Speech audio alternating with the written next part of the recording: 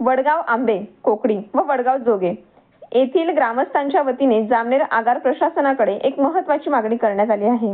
वडगाव आंबे येथे अधिकृत एसटी बस थांबा मंजूर असतानाही जामनेर पाचोरा मार्गावरील अनेक बसेस येथे न थांबता पुढे जात असल्याने विद्यार्थी, शेतकरी, महिला, वृद्ध आणि रुग्णांना मोठ्या अडचणींचा सामना करावा लागत आहे।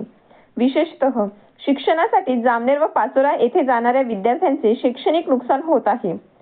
त्यामुळे जामनेर पाचोरा मार्गावरील सर्व बसेस वडगाव आंबे बस थांब्यावर नियमित थांबवण्याबाबत संबंधित चालक व वाहकांना तात्काळ लेखी आदेश देण्यात यावेत, अशी मागणी ग्रामपंचायतीने केली आहे। पुढील 7 दिवसात याबाबत सकारात्मक कार्यवाही न झाल्यास ग्रामस्थांच्या वतीने लोकशाही मार्गाने आंदोलन छेडण्यात येईल, असा इशाराही देण्यात आला आहे। आता काय सांगाल, आज तुम्ही आगार व्यवस्थापकांना निवेदन देण्यासाठी आलेले आहेत? मी आंबे वडगाव तालुका पाचोरा जिल्हा जळगाव येथून आगार प्रमुखांना निवेदन देण्यासाठी आलेलो आहे। पण आगार प्रमुख हे जेवणाला गेले असल्यामुळे ते काही उपलब्ध राहिले नाही आहे। मी निवेदन घेऊन आलेलो आहे।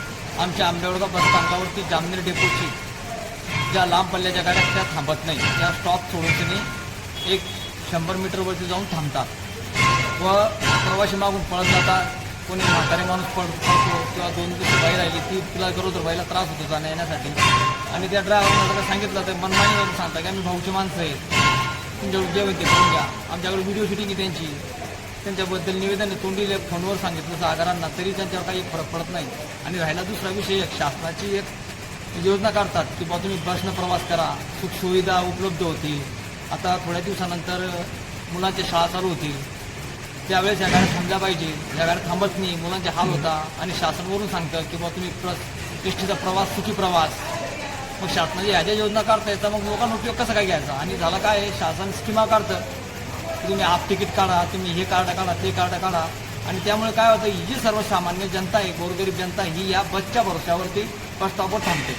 पण हे जे लोक आहेत का नको, या वाहक चालकांच्या मनमानी कारभारामुळे आज ह्या लोकांच्या फसदा होत आहे। तर यावर काहीतरी शासनाने काहीतरी ॲक्शन घेतली पाहिजे या वाहक चालकांवरती।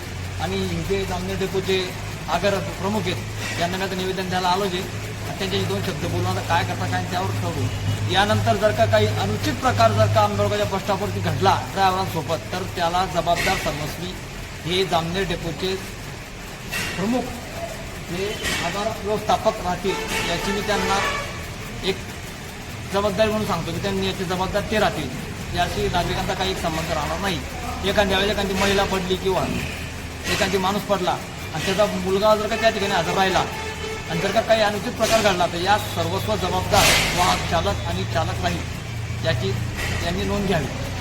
जे तुम्हाला बोललेत की वाहन चालक बोललेत की भाऊचे माणसं, त्यांचं नाव माहिती आहे का आपल्याला? त्यांचं नाव माहीत नाही आहे, कारण की त्यांनी ना गाडी चालत्या गाडीमध्ये त्यांनी मला सांगितलं। मी त्यांना बोललो मी ग्रामपंचायत सदस्याचा मुलगा बोलतोय म्हणून तुम्ही थांबून घ्या, तरी थांबत नका। ते म्हणजे आम्ही पण भाऊचे माणसं आहेत, तुमच्याकडून जेवण ते करून घ्या।